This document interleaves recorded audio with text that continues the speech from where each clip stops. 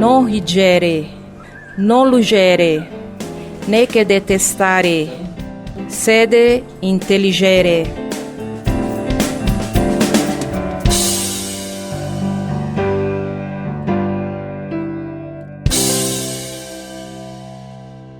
Lembro e muito bem. Foi 17 de março de 1967.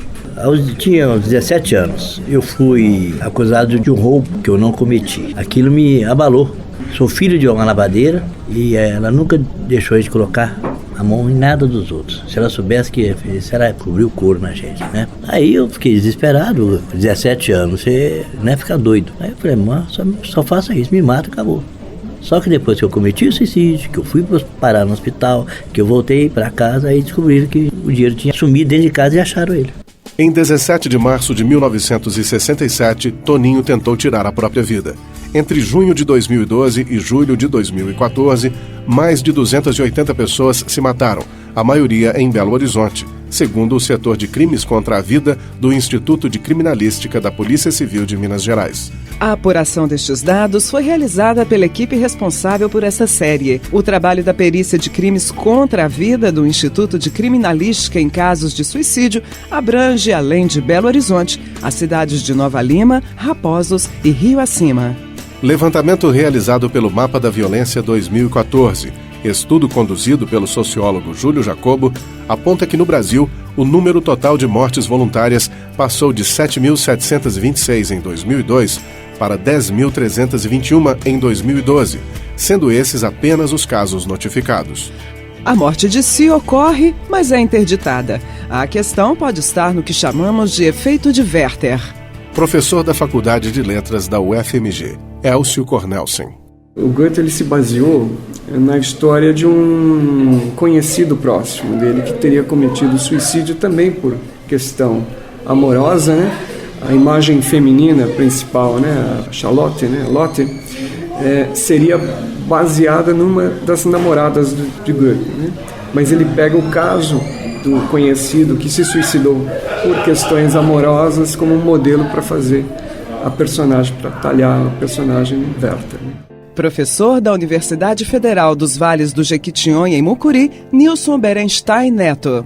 Werther está baseada no papel que o livro do Goethe, chamado Os Sofrimentos do Jovem Werther, teve na história e a sua relação com a questão do suicídio. A análise que se fez à época foi a seguinte: ao lerem o livro do Goethe, os jovens se contagiavam por um determinado sentimento que lhes fazia buscar a morte. O livro do Goethe, né, Os Sofrimentos do Jovem Werther, ele é o livro que inaugura, de acordo com alguns autores, o romance burguês. Ele é a expressão dos sentimentos mais comuns de uma determinada época. O Goethe, que não fez isso só nesse livro, inclusive, fez isso em outras tantas obras suas, ele vai ter a capacidade de sintetizar naquela obra os sentimentos comuns da sua época, né? Ou seja, o espírito da sua época, os Zeitgeist em que ele estava inserido. Nesse sentido, me parece equivocado entender que o livro do Goethe contagiava as pessoas. Me parece muito mais que as pessoas, ao lerem o livro do Goethe, se reconheciam naqueles sentimentos.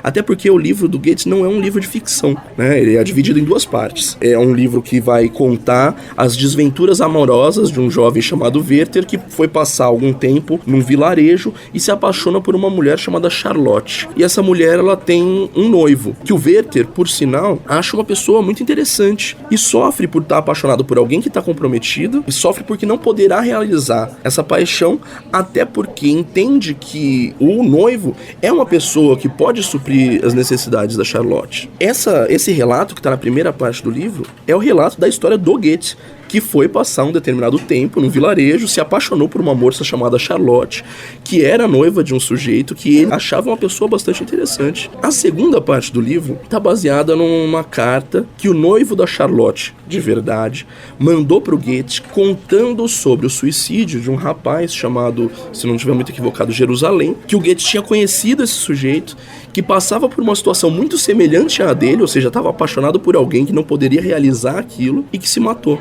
O Goethe termina o livro contando a história do Jerusalém. Afinal de contas, ele permaneceu vivo. Veja que era algo que ele estava sentindo e ele está colocando no livro. Era um sentimento comum a muitos naquele momento. Não só por conta de paixões, mas os sentimentos que o Goethe vai descrever no Sofrimentos do Jovem Werther em geral. Professor da Faculdade de Letras da UFMG, Elcio Cornelsen.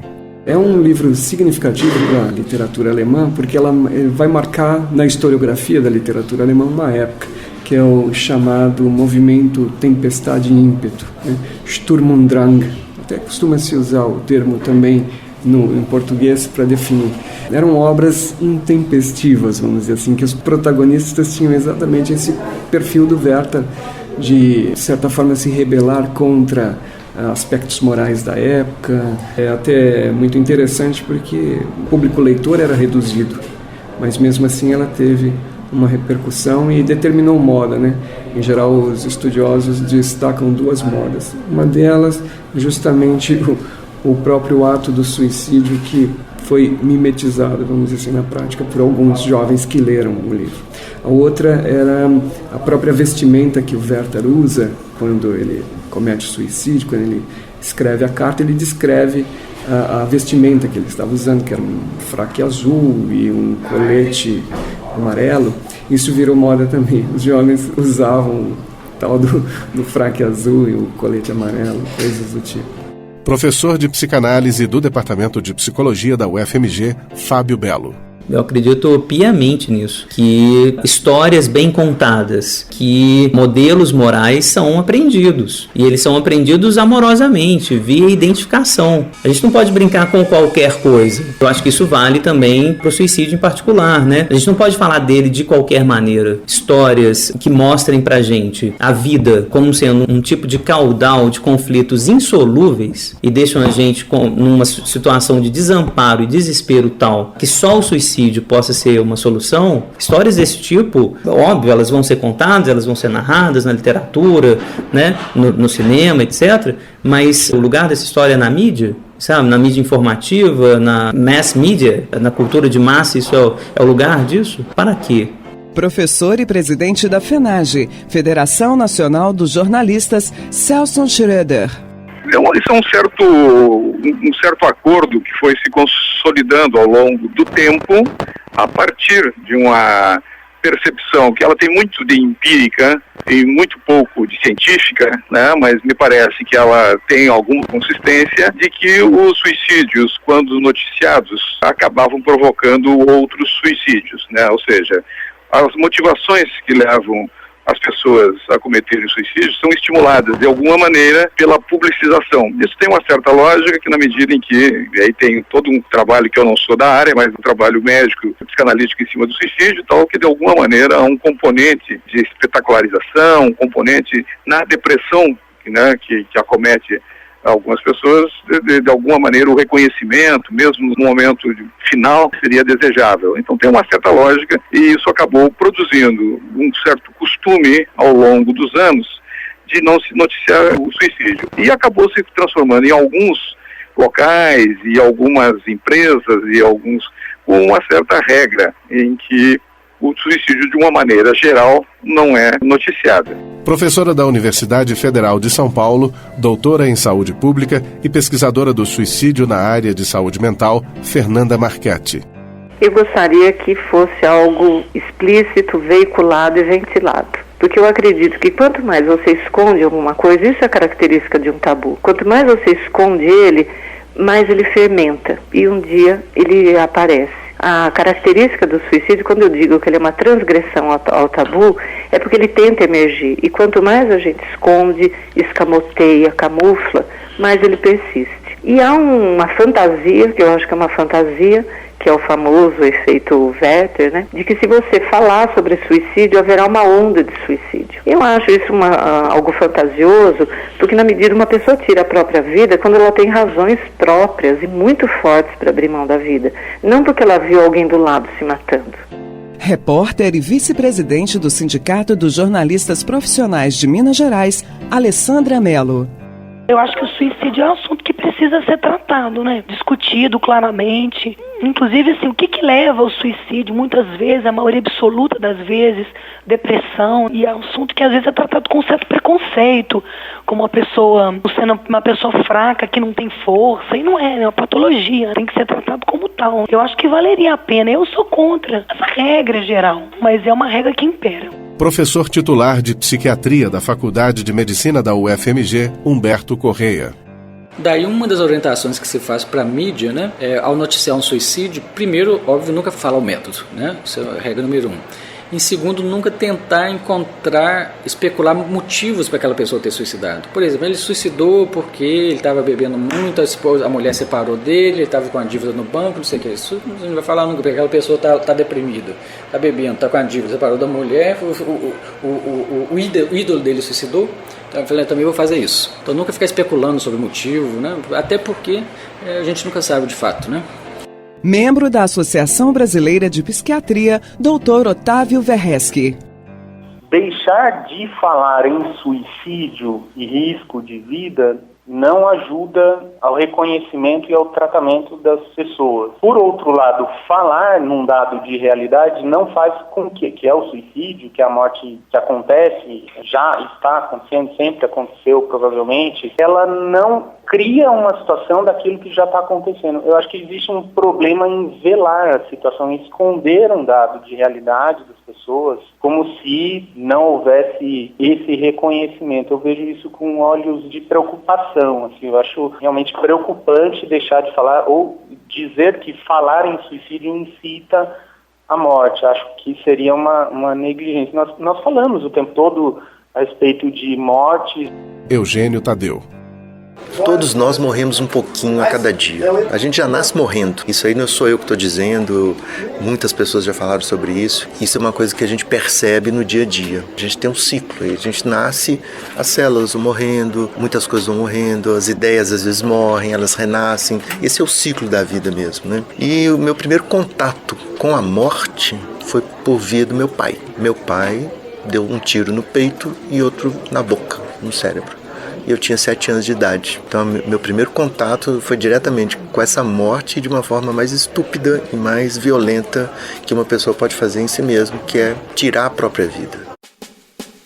Realização: Departamento de Produção, Rádio FMG Educativa. Coordenador Kleiber Pacífico. Jornalistas Alessandra Dantas, Daniele Pinto e Luísa Glória. Estagiárias de produção Aline Azevedo, Ana Gomes e Carolina Rezende. Locutores Luiz Fernando Freitas e Michele Bruck. Non rigere, non lugere, né que detestare, sede intelligere. Não rir, não lamentar, nem execrar, mas compreender. Spinoza.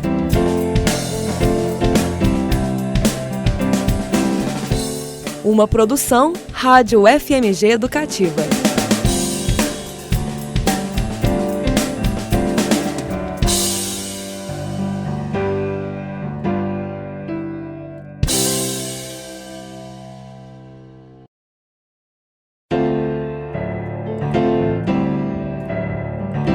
Non rigere, non lugere, né que detestare, sede intelligere.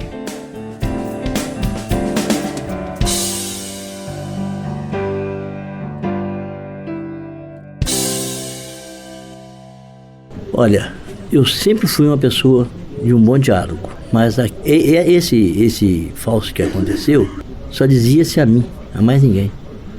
E a minha mãe que ficou sabendo. Portanto, depois que aconteceu, ela falou comigo assim, eu não ia te bater.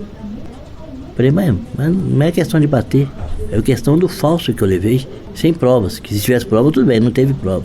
E depois o dinheiro aparece, como é que vai? Como é que isso acontece? Para que você fez isso, meu filho? Falei, não. Esquece. Minha mãe nunca conversou comigo sobre isso.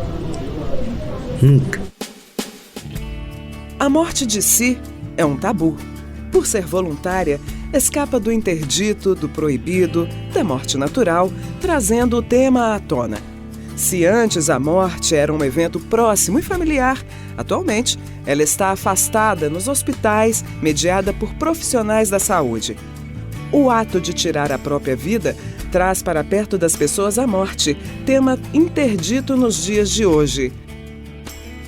Na antiguidade, não existia uma denominação específica para indicar o suicídio. Dentre os termos empregados, não havia conotação valorativa sobre a morte voluntária. Já no âmbito cristão, com Santo Agostinho, matar-se passa a ser considerado um pecado imperdoável. Professor de Filosofia Antiga da Faculdade de Filosofia e Ciências Humanas da UFMG, Fernando Rey Puentes. A palavra tem uma formação, vamos dizer assim, que já marca um preconceito que na antiguidade não havia em relação ao suicídio. Essa palavra não pode ser formada no latim clássico, ela não existe. E ela foi criada por Agostinho, pensando em associação com homicídio. Então, pensando que eu dar cabo da minha vida significa eu matar alguém, colocar isso ao lado de um homicídio. Mas não é essa maneira, por exemplo, que os autores anteriores a Agostinho, pensam a morte voluntária, como eles chamam.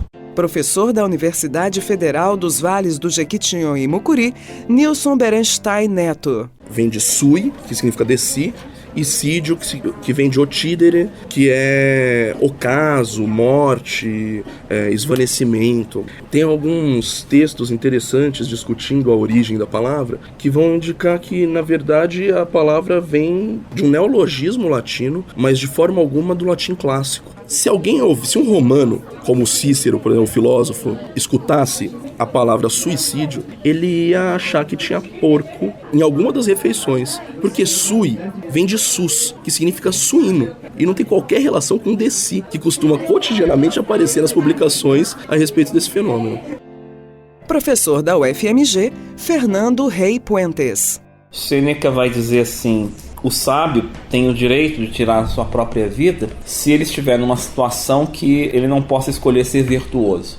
Se ele é feito escravo, é um caminho lícito que ele decida sair da vida, a tal da saída racional. Mas isso não é facultado àquele que não é o sábio. O problema é que a maior parte das pessoas não são sábias. E um outro ponto também que mostra o quanto esse tipo de morte voluntária está distante daquilo que a gente entende nos dias de hoje por suicídio, é que nesses autores todos, desde os mais antigos, aí Platão, Aristóteles, passando pelos estoicos, uma morte voluntária que seja motivada por questões passionais é sempre muito mal vista. Enquanto que para nós há uma certa romantização da morte, Basta a gente pensar em Romeu e Julieta, a gente vai achar que a morte por amor ou a morte por um sentimento profundo, ela é, se não bem vista, pelo menos atenuada. Enquanto que na antiguidade, por exemplo, de forma alguma. Se eu decidisse não mais viver, eu deveria tomar essa decisão baseando-me em argumentos racionais. Professora da Universidade Federal de São Paulo, doutora em saúde pública e pesquisadora do suicídio na área de saúde mental, Fernanda Marchetti.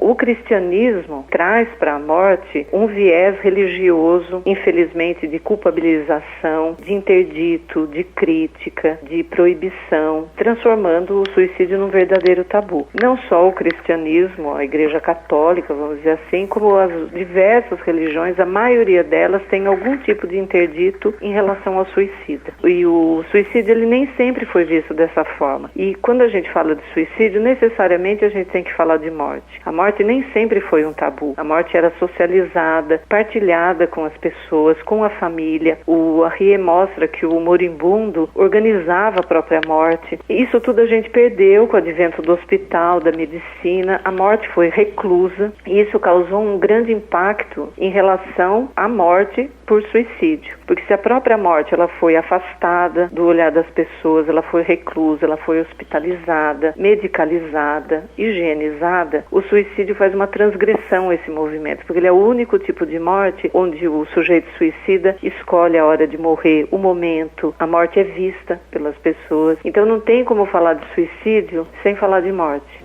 Rabino Leonardo, da Congregação Israelita Mineira. Geralmente, o judeu considera a morte como algo triste, porque separa pessoas amadas. O judaísmo considera também que a morte é uma transição para uma outra vida. A Torá proíbe qualquer judeu de retirar vidas humanas, tanto de outros quanto a sua própria vida. Na tradição judaica, um suicida é enterrado separadamente, num canto do cemitério, sem as devidas homenagens, mostrando que a pessoa transgrediu uma lei séria divina. Nas últimas décadas, o suicida geralmente tem sido visto como um indivíduo que perdeu o controle sobre os seus atos, quase como algo de uma certa loucura, de uma insanidade mental. E, no judaísmo, uma pessoa que não tem controle sobre seus atos, ele não é responsável por ele. Deriva-se disso que, hoje em dia, a maior parte dos casos de suicídios não tem mais o estigma tradicional, a pessoa é enterrada como os demais e com as homenagens. Padre Renato Alves Oliveira, professor de Teologia da PUC Minas, doutor em Teologia, responsável pela paróquia Bom Pastor. Na Bíblia não tem, propriamente, de forma explícita, alguma coisa sobre o suicídio. Não tem nenhuma passagem que diz que quem suicida vai para o inferno. Essa leitura ela é posterior na fé cristã. O suicídio atenta primeiro contra o 5º mandamento, do não matarás. A pessoa que atenta contra a própria vida de forma voluntária, de forma intencional. Isso, do ponto de vista cristão, é um pecado, porque você vai contra uma lei natural da vida. Porque antes até as pessoas suicidas eram enterradas separadas. Isso era profundamente discriminatório e a família carregava esse peso. Por isso que para a família era viável esconder o motivo da morte quando era um suicídio. Hoje a igreja tem um olhar muito mais humano para a questão do suicídio. Primeiro, compreender o entorno da pessoa que suicida, os motivos pelos quais ela suicidou. A pessoa que suicida não é privada de nenhum ritual na igreja, a família recebe os mesmos cuidados, não tem nenhum tipo de discriminação. Guia religioso do Centro Islâmico de Minas Gerais, Sheikh Mahatar El-Kahal. Em nome de Deus, o clemente e misericordioso, que nos deu a vida, ele é o responsável para tirar a vida, somente ele. Então, o ser que se suicida, que se mata por motivo de doença, por motivo de desespero, ele contraria a vontade de Deus, e Deus castiga ele pelo inferno. Então, a gente não pode tirar a vida nossa de jeito nenhum. Tem que aguentar o sofrimento ou qualquer coisa até que venha a morte natural, pela vontade do Senhor. Então é proibido no islamismo se suicidar. Espírita e conselheiro da União Espírita Mineira, Marival Veloso de Matos. O suicídio para a doutrina espírita não passa de um grande equívoco. É aquela pessoa que às vezes acredita que, pondo termo à vida física, resolveu todos os seus problemas. A porta mais falsa que nós encontramos na nossa caminhada evolutiva é o do suicídio. De todos os equívocos que Hitler praticou na Terra, o maior deles foi o suicídio. Tão grave é para nós a questão. Voluntário há 15 anos do CVV, Centro de Valorização da Vida, Flávio Leite. Falar do suicídio hoje ainda é tabu. As pessoas têm medo de falar do suicídio. Por quê? Ninguém admite que tem pensamento suicida. Quem liga para o CVV não é só quem quer suicidar, mas é quem está com alguma dificuldade emocional que pode sim levar ao suicídio. Começar bem pequenininho e chegar numa crescente de uma forma que a pessoa vai chegar ao ponto de suicidar. Perita e chefe do Departamento de Crimes contra a Vida do Instituto de Criminalística da Polícia Civil de Minas Gerais, Flávia Armani. Tem dois lados. Tem o familiar que já era ciente do problema e que ou estava tomando providência, a pessoa já fazia tratamento para depressão e ela era controlada, mas ela teve aquele momento, né, de escape da vigília e ela acaba conseguindo, às vezes tem N tentativas, então a família, assim, ela tá pesarosa, mas ela tá conformada. Eu acho que a família pior é aquela, ou que já estava percebendo que alguma coisa não estava certa, mas que não conseguiu identificar, que vem a sensação de culpa muito grande, ou aquela família que realmente não tinha atenção nenhuma, que veio uma surpresa, igual um caso de um amigo meu que eu fiz, que se ele tinha depressão, ele mascarava isso muito bem, e a família desesperada, que foi pra eles uma surpresa também. Aí eu acho que vem a culpa maior ainda. E se realmente não tinha nada, que impulso que foi esse? O que aconteceu? Então, assim, a família, ela fica muito perdida. E tem, nesses casos, principalmente, tem uma dificuldade enorme de aceitação. professora da Unifesp, Fernanda Marchetti. Se você vai começar um relacionamento com alguém e a pessoa fala pra você, olha, queria contar pra você que eu tive um relacionamento sexual com a minha mãe. O que você faz? Paralisa, né? Se você começa um relacionamento com alguém e a pessoa fala, olha, eu gostaria de falar pra você que eu já tentei suicídio várias vezes. O que você faz? Paralisa. Porque é um tabu. E é um tabu porque ele fica escondido. A gente imagina o suicídio como uma pessoa estranha, diferente, anormal. Se a gente veiculasse isso na imprensa, se a universidade falasse mais, se todos falassem mais sobre isso, a gente veria que essas pessoas são comuns, são pessoas que estão sofrendo. Há uma fantasia enorme sobre o suicida e ele não é tudo isso. Se a gente desmistificar, a gente consegue enxergar o que é e consegue tentar ajudar as pessoas. Se a gente nem sabe o que é e fica fantasiando que são pessoas estranhas, doentes, loucas, fica inacessível o problema. Eu gostaria que a imprensa fosse aberta. Eugênio Tadeu. Mas ainda é, na família, algo ainda um tabu de discussão, para conversa, né? Meus irmãos, por exemplo, eles não comentam sobre isso. Eu ia perguntar, ninguém falava nada, né? Ninguém queria falar sobre isso, sabe? Tem momentos que você acha que eu nunca pensei em acabar com a minha própria vida? Acho que sim. Tem momentos que você está assim, nossa, o que é isso? O que é isso? Ainda bem, como diz o Riobaldo, é bom esperar o terceiro pensamento, né?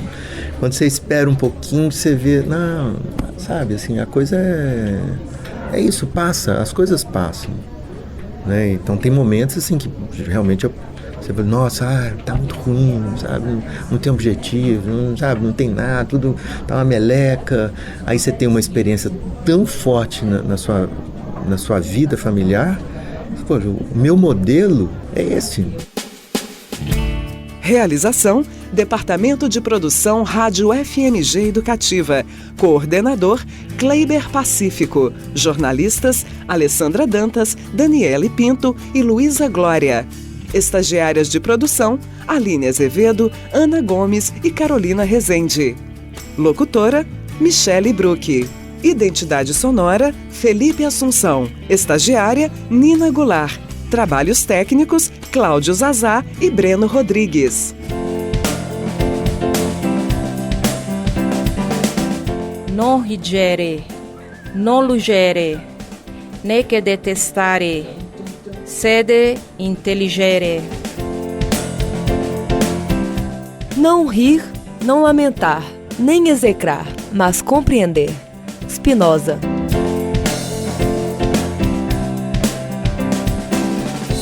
Uma produção Rádio FMG Educativa.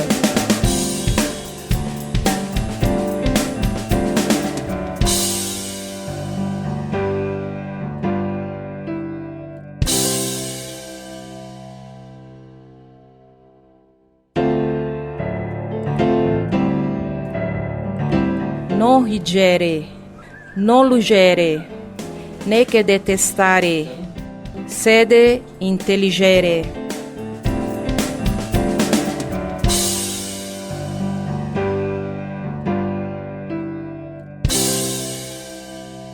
Eugênio Tadeu.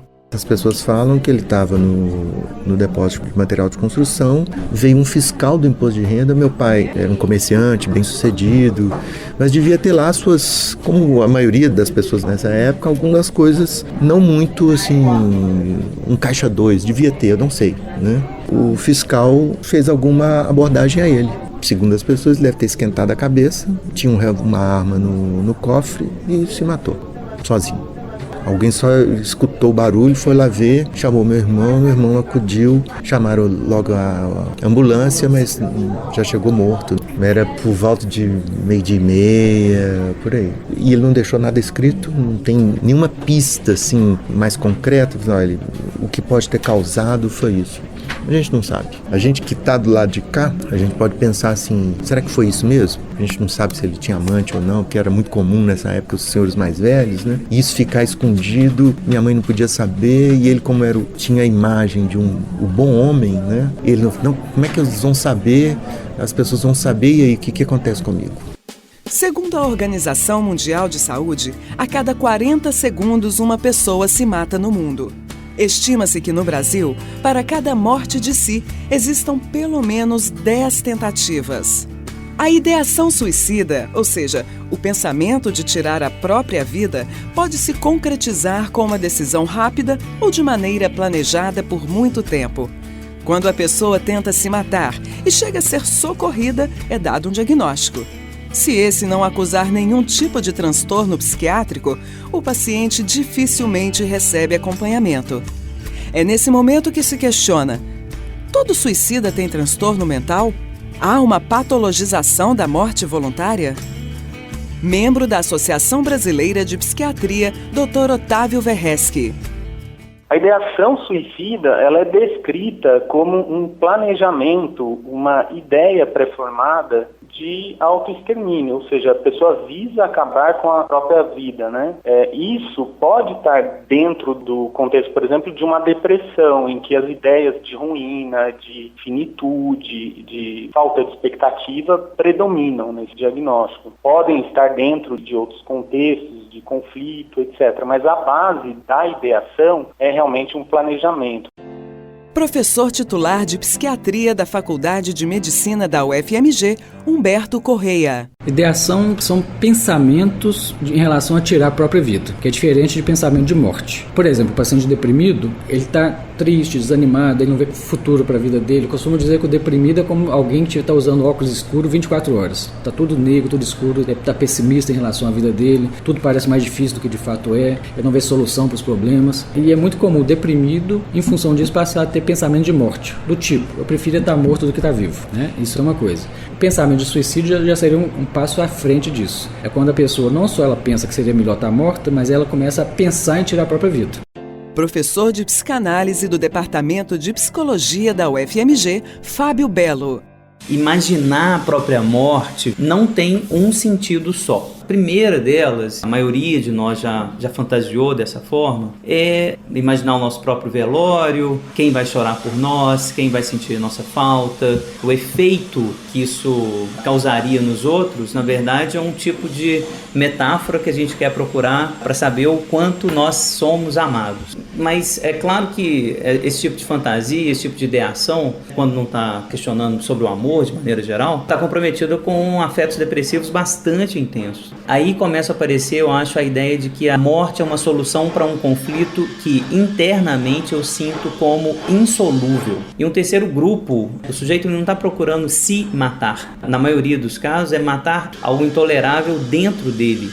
Professor da UFMG, Humberto Correia. Nós temos a tendência de pensar que os suicídios são planejados. Alguns são, mas a maioria dos suicídios são atos impulsivos. Por exemplo, é muito comum o deprimido ter pensamento de suicídio e até fazer um plano. A pessoa que é mais impulsiva, o pensamento vem e a pessoa vai lá e faz. Se ela não é impulsiva, ela posterga isso, ela adia, né, e acaba não se matando. Então a impulsividade é um elemento central no suicídio. Professora da Universidade Federal de São Paulo, doutora em saúde pública e pesquisadora do suicídio na área de saúde mental, Fernanda Marchetti. Eu acho que o impulso é sempre no momento final. Eu acho que todos são planejados. Porque assim, há uma discussão muito polêmica entre o planejamento ou a impulsividade do suicídio. Então, essas duas correntes, a grosso modo, eu vejo assim. A psiquiatria dizendo, suicídio é sintoma de transtorno mental. E uma das questões que sempre acompanha vários quadros de transtorno mental é a impulsividade. E o suicídio é impulsivo e comete o ato sem razão. Ele está sentado numa cadeira, de repente ele levanta, sai correndo, vai lá e se mata. E eu acredito que é um planejamento e uma elaboração, tanto das pessoas que não têm transtorno mental, como daquelas que têm transtorno mental. Eu já trabalho anos na área de saúde mental e tenho para mim um caso que foi exemplar. Eu sou terapeuta ocupacional. Na enfermaria psiquiátrica, eu estava começando o estágio, havia um suicídio consumado que aconteceu dias antes de eu chegar lá. A mulher que havia se suicidado, ela tinha deixado vários desenhos dela pulando a janela. E ficou todos guardados dentro da mesa e ninguém viu. Então, mesmo os pacientes que têm um transtorno mental, eles planejam. Eu acho que é uma impulsividade no momento final, porque é lógico, uma pessoa do alto de um prédio de 20 andares, no último minuto ela tem que ter um impulso, seja ela quem for, senão ela não pula. Mas eu acho que é um planejamento. Acho que a grande questão é que a gente não enxerga ou se recusa a olhar. Membro da Associação Brasileira de Psiquiatria, Dr. Otávio Verreschi. Existem sim situações que elas são mais planejadas, estruturadas, pensadas a longo prazo, até mesmo elaboradas, eu diria, assim como um plano, né? Existem outras situações que são mais impulsivas ou que não têm esse tipo de planejamento. Agora, eu não diria que são as únicas duas formas ou que uma contradiz a outra. Professor da UFMG, Humberto Correa. Os 4 grandes grupos de doenças mentais associadas ao suicídio são, primeiro, a depressão, o transtorno bipolar. Esses 2 somados dão quase 40%. Depois vem os transtornos relacionados a uso, abuso e dependência de álcool e outras drogas. Depois os transtornos de personalidade e depois a esquizofrenia. Então, mais de 80% das pessoas que suicidam tem uma desses 4 grandes grupos de doenças. A depressão ela se caracteriza por um conjunto de sintomas, né, que são tristeza, desânimo, falta de vontade de fazer coisas, ou falta de prazer em fazer coisas que antes eram prazerosas. Mais comum é insônia, mas pode ser o contrário, uma hipersonia, a pessoa tem uma necessidade muito aumentada de sono, perda do apetite, emagrecimento, embora possa acontecer o oposto também, e pode ter pensamento de morte, elaborar planos de suicídio e vir a se matar. A depressão, a faixa etária de início da doença mais comum é na 3ª e 4ª década de vida, sendo que as mulheres têm 2 vezes mais que os homens. A característica do transtorno bipolar, esse indivíduo vai ter episódios de depressão junto com episódios do que nós chamamos de mania, seria uma euforia patológica. Então a pessoa ela fica eufórica, é uma redução da necessidade do sono. Então às vezes a pessoa dorme 1 ou 2 horas à noite e já acorda 150%. Envolvimento em atividades de risco sem medir as consequências, então aquela pessoa que vai no shopping center e gasta 15 mil reais, sendo que a conta dela não tem nem 100. Transtornos relacionados ao uso e abuso e dependência de substâncias, né? Todo mundo entende, aquele dependente do álcool, dependente do crack, né? Vai substituindo todas as atividades da vida dele por procurar e usar substância. Os transtornos de personalidade, aqui eu nem gosto de dizer que o transtorno de personalidade seja propriamente uma doença. Mas a personalidade de cada um de nós é o que é? A forma como cada um age, reage diante das várias circunstâncias, tanto externas do nosso mundo, quanto internas. Um exemplo, o transtorno de personalidade borderline. Então, essa pessoa ela tende a ser altamente impulsiva, explosiva, ela tem mais tendência a uso de substâncias, ela tem mais tendência a fazer tentativas de suicídio, uma labilidade emocional muito grande, ela vai de 8 a 80, num segundo, uma dificuldade em ter vínculos tanto afetivos quanto profissionais. E finalmente a esquizofrenia, que é uma doença crônica que vai levar a um prejuízo funcional nesse indivíduo, tanto social quanto laborativo. E as características principais da esquizofrenia são a presença do que nós chamamos de sintomas positivos, delírios e alucinações, e sintomas negativos, que é isolamento social, retraimento, apragmatismo. Os estudos mostram hoje que quase 100% de quem comete suicídio tem uma doença psiquiátrica, que muitas vezes não tinha sido diagnosticada ou frequentemente não estava sendo tratada. Professora da Unifesp, Fernanda Marchetti. Eu acho que o suicídio nem sempre é sintoma de transtorno mental. Há uma parte da população que tem transtorno mental e que tenta suicídio a partir dos sintomas do transtorno que tem. Por exemplo, uma pessoa tem um quadro psicótico, tem uma alucinação, uma voz que diz para ela que ela deve se matar. E ela tenta suicídio. Isso é um grupo muito claro. Eu acho que eles não são a maioria. Não existe estatísticas e dados epidemiológicos claros sobre isso. A minha experiência me mostra que a outra proporção é muito maior. Então, por exemplo, atualmente eu faço um grupo, um acolhimento de pessoas com tentativa de suicídio no pronto-socorro do Hospital São Paulo. A gente encontra em situações as mais variadas. Recentemente, uma senhora que era homossexual, casada e não suportava mais a vida e não tinha como lidar com a sexualidade dela, porque ela tinha um relacionamento com uma outra mulher. E esses casos, o que acontece com eles? Quando você entra no pronto-socorro com uma tentativa de suicídio, além desse cuidado físico, imediatamente a equipe do pronto-socorro chama a psiquiatria, porque o suicídio é visto como um sintoma de doença mental. A pessoa, para permanecer lá dentro, tem que levar um diagnóstico. Essa senhora que era homossexual, ela nunca tinha tido um transtorno mental,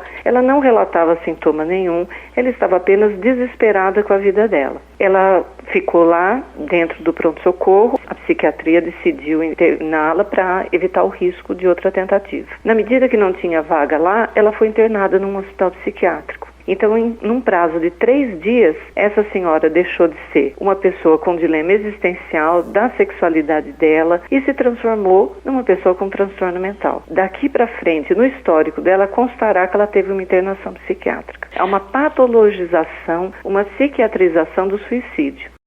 Professor da Universidade Federal dos Vales do Jequitinhonha e Mucuri, Nilson Berenstein Neto.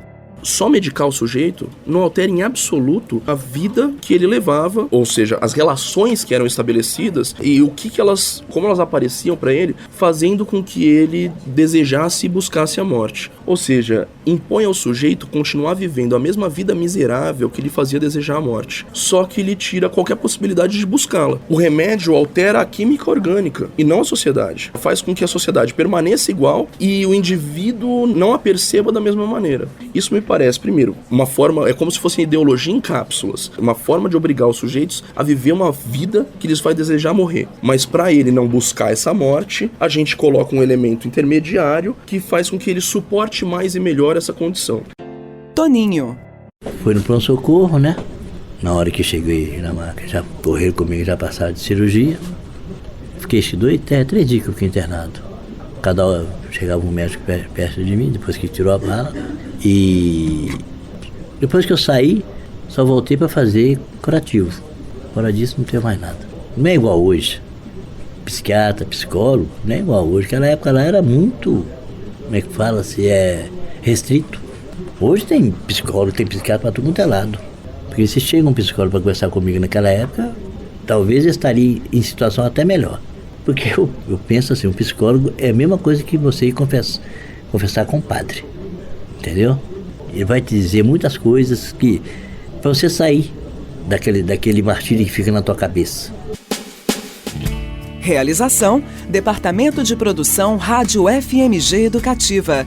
Coordenador: Kleiber Pacífico. Jornalistas: Alessandra Dantas, Daniele Pinto e Luísa Glória. Estagiárias de produção: Aline Azevedo, Ana Gomes e Carolina Rezende. Locução: Michele Bruck. Identidade sonora: Felipe Assunção. Estagiária: Nina Goulart. Trabalhos técnicos: Cláudio Zazá e Breno Rodrigues.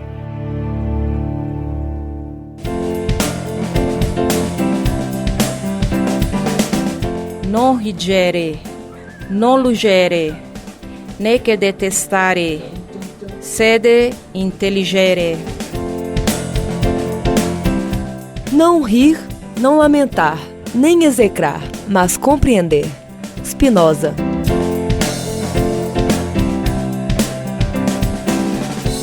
Uma produção Rádio FMG Educativa.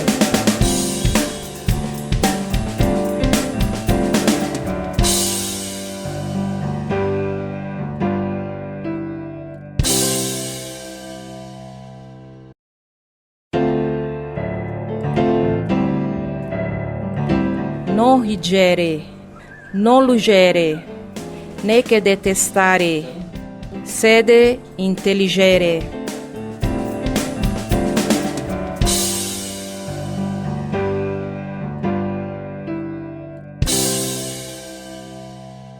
Toninho. Como é que a palavra certa que eu vou falar aqui agora é meu filho que tentou. Ele tentou agora, o ano passado, 36, solteiro, mas ele estava com depressão. E eu não sabia. Ele era normal, é uma pessoa normalíssima. Não tinha problema nenhum, tinha a namorada dele. Aliás, ele é, dos meus filhos, ele é o mais calado. Mas na hora que entra numa turminha, gosta de um truco. Tinha total liberdade com todo mundo. Aí entrou em depressão. A pessoa quando entra em depressão, ele só quer saber de uma coisa, ficar moado pros cantos, chorando. E ele entrou nessa. E começou a ficar pros cantos. Qualquer coisinha estava explodindo com os outros. Eugênio Tadeu. Fiz um tipo de terapia que para mim foi muito interessante e teve um dia que esse assunto surgiu. E eu fui recuperando todo esse momento do velório, do enterro, do meu avô, que ele falou assim, né? Ah, José, por que você foi fazer isso? E aí foi um choro assim, cartático, né? Um negócio violento. Chorei muito tempo, né? E aí que a coisa começou a abrandar e eu devia ter uns 30 anos, 29 anos, por aí. Quando a coisa começou mesmo a pegar, eu falei, não, eu tenho que ver essa coisa, o que é isso, né? Porque isso te empaca a vida, né? Se você não sabe o que é, você vai te empacando. E aí que começou mesmo o processo. Os casos de morte voluntária no Brasil são subnotificados. Uma pessoa que tenta tirar a própria vida, mas é socorrida e morre no hospital, muitas vezes não tem o suicídio registrado como causa da morte. Segundo o Mapa da Violência 2014, estudo conduzido pelo sociólogo Júlio Jacobo, a região sudeste registrou aumento de mais de 35% da morte de si, taxa próxima à da média nacional. Em Minas Gerais, os casos subiram mais de 58%. O Corpo de Bombeiros do Estado atendeu 1.547 ocorrências de tentativas de suicídio em 2013.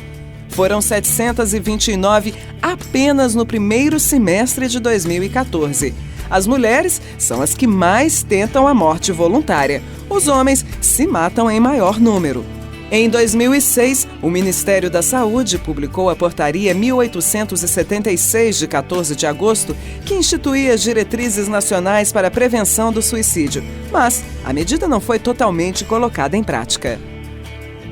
Professora da Universidade Federal de São Paulo, doutora em saúde pública e pesquisadora do suicídio na área de saúde mental, Fernanda Marchetti. Eu acho que há duas origens da subnotificação. Uma delas é dentro do hospital. Por exemplo, no Hospital São Paulo, que é um hospital-escola. Muitas vezes a gente descobre que tem alguém lá no pronto-socorro com tentativa de suicídio, porque a gente fica procurando e deduzindo. Então, a pessoa é internada com politraumatismo, mas não está lá a tentativa de suicídio. Então, a gente vai atrás da pessoa para descobrir como que ela teve aquele politraumatismo. Outras questões, por exemplo, precipitação, queda, traumatismo craniano, queimaduras extensas. Então, ali já tem uma subnotificação, deve-se perder muitos casos de suicídio. Uma outra fonte, que é fora do hospital, é que a pessoa que se suicida, muitas vezes dentro da residência, a família tem vergonha de ter um suicida na família. E muitas vezes, isso é muito conhecido, se pede para mudar no atestado de óbito a causa do óbito. Ou coloca só a causa primária, que seria a pessoa se envenenou e aparece como intoxicação exógena. Quando ela se suicida na rua, aí é mais fácil ainda. E nos lugares que eu fui, havia registro de um caso de óbito por suicídio. E as pessoas falavam, não, aqui tem um por semana. Então há uma subnotificação do suicídio por uma questão do tabu moral, pelos problemas legais que ele envolve, porque é uma morte por causa externa.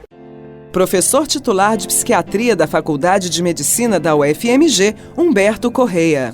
A notificação é fundamental para a gente ter um registro epidemiológico confiável. Para nós sabermos exatamente quantas tentativas de suicídio acontecem, quantos suicídios, os tipos de tentativa, se é mais em homem, mais em mulher, a faixa etária, isso tudo é fundamental para a gente conhecer bem esse banco, ter esse perfil epidemiológico e vai nos ajudar mais na frente a entender e a prevenir. Mas mais do que a notificação compulsória, nós garantimos que essa pessoa ela vai ter um acompanhamento. Hoje, a realidade do nosso sistema, infelizmente, não garante esse acompanhamento para essas pessoas. E esse indivíduo que tentou suicídio, ele faz parte de um grupo de altíssimo risco de vir a tentar de novo e de morrer por suicídio. Coordenadora de Atenção à Saúde do Trabalhador da Diretoria de Saúde do Trabalhador da Secretaria de Estado de Saúde de Minas Gerais, Janaína Passos de Paula.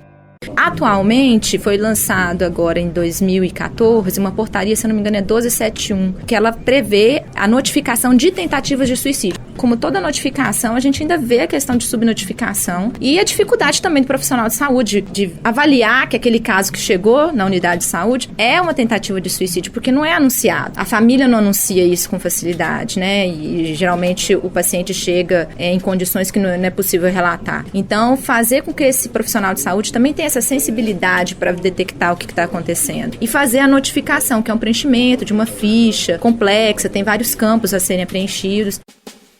Por meio de nota, o Ministério da Saúde informou que, dentro da Estratégia de Diretrizes Nacionais de Prevenção do Suicídio, há 2.128 centros de atenção psicossocial em funcionamento no país, com capacidade para 43 milhões de atendimentos por ano. Ainda segundo a instituição, o investimento do Ministério da Saúde na rede de atenção psicossocial foi de R$ 2 bilhões nos últimos 3 anos. Professor da UFMG, Humberto Correia. Eu acho que falta vontade política Como é um assunto que nós jogamos debaixo do tapete, não existe muita mobilização popular para resolver a questão e existe sempre a questão do custo. Quanto custa você ter uma diretriz nacional para a prevenção do suicídio? Você tem que organizar o sistema, você tem que garantir que essa pessoa vai ser atendida no serviço de urgência, que ela vai ser encaminhada rapidamente. Se ela não chegar lá no serviço especializado, nós temos que ter uma busca ativa para garantir que ela chegue. Nós estamos falando de alguém que está querendo se matar, então não adianta chegar no serviço de urgência e falar, nós vamos procurar o posto de saúde mais perto da sua casa, porque ele não vai. Eu vou te encaminhar para o Sersan. Ela não vai chegar no Sersan, porque ela não quer tratamento, ela quer morrer. Nós temos que garantir que o tratamento chegue até ela. Professora da Unifesp, Fernanda Marchetti.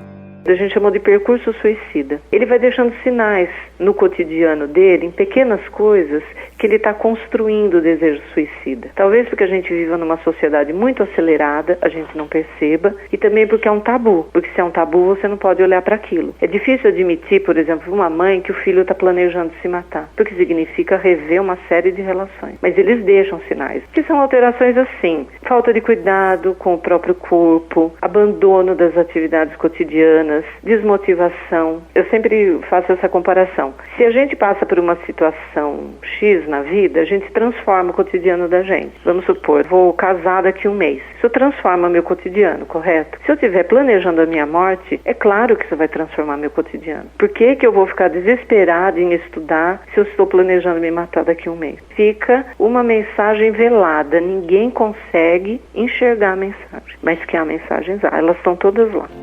Voluntário há 15 anos no CVV, Centro de Valorização da Vida, Flávio Leite. Existe um ditado que as pessoas falam que quem suicida não fala, não avisa. Mas isso é totalmente ao contrário. Os sinais de um suicídio, eles são muito explícitos. Tipo, tô cansado dessa vida, tô com vontade de sumir, eu queria ir para um lugar muito distante e ficar sozinho. Então isso são sinais que a gente procura trabalhar com essas pessoas que estão com esses dizeres, que é preocupante.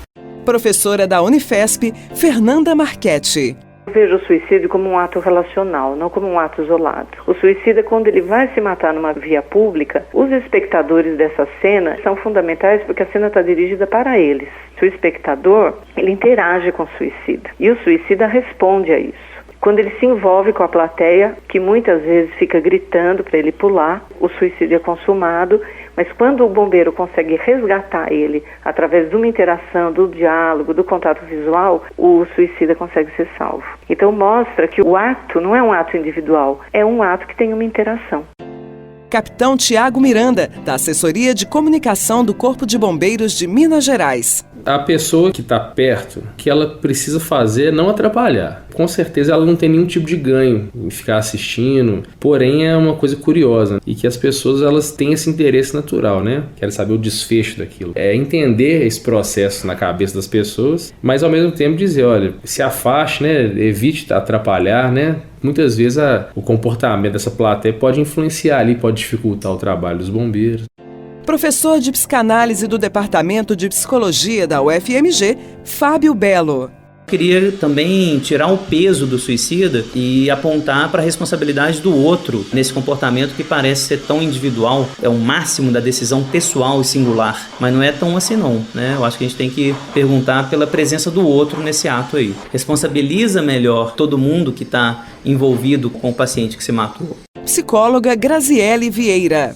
Tem pais que conseguem ver a percepção do filho sim, né? Um comportamento aqui, outro comportamento ali, nota nas escolas. E aí é a procura de um profissional, um psiquiatra, um psicólogo, enfim. Pra tentar o quê? Perceber esse sujeito naquele momento. E outros momentos não. Outros momentos a pessoa precisa tentar o suicídio mesmo, ou muitas vezes ter o sintoma de tristeza profunda, de uma depressão, para a família cair na real. E aí fazer um desenvolvimento com o sujeito, que já é um outro processo também, porque ele já vem para o consultório não com uma demanda dele, mas uma demanda familiar, que aí você tem que desconstruir, eu tô aqui porque a minha mãe quer que eu esteja aqui, eu não quero estar aqui.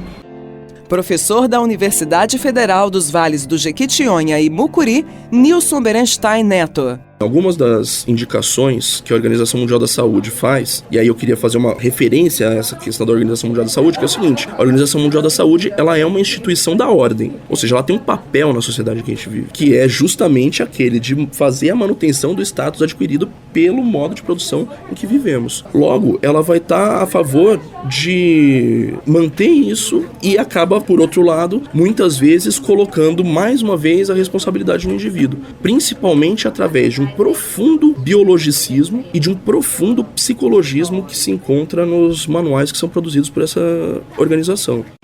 Professor de Filosofia Antiga da Faculdade de Filosofia e Ciências Humanas da UFMG, Fernando Rey Puentes.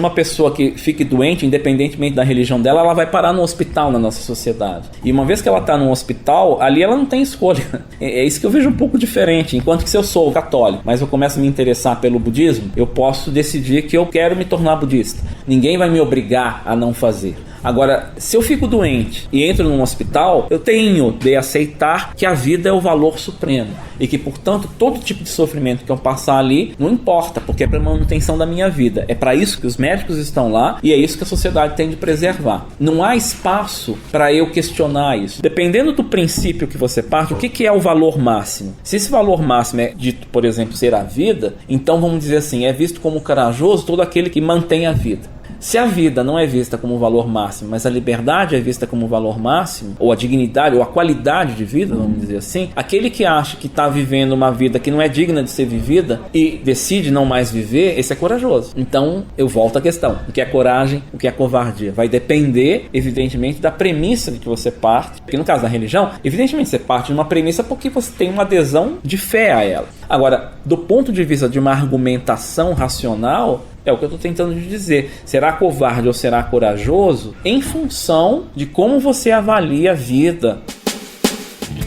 Realização: Departamento de Produção Rádio FMG Educativa. Coordenador: Kleiber Pacífico. Jornalistas: Alessandra Dantas, Daniele Pinto e Luísa Glória. Estagiárias de produção: Aline Azevedo, Ana Gomes e Carolina Rezende. Locução: Michele Bruck. Identidade sonora: Felipe Assunção. Estagiária: Nina Goulart. Trabalhos técnicos: Breno Rodrigues. Non rigere, non lugere, né che detestare, sede intelligere. Não rir, não lamentar, nem execrar, mas compreender. Spinoza.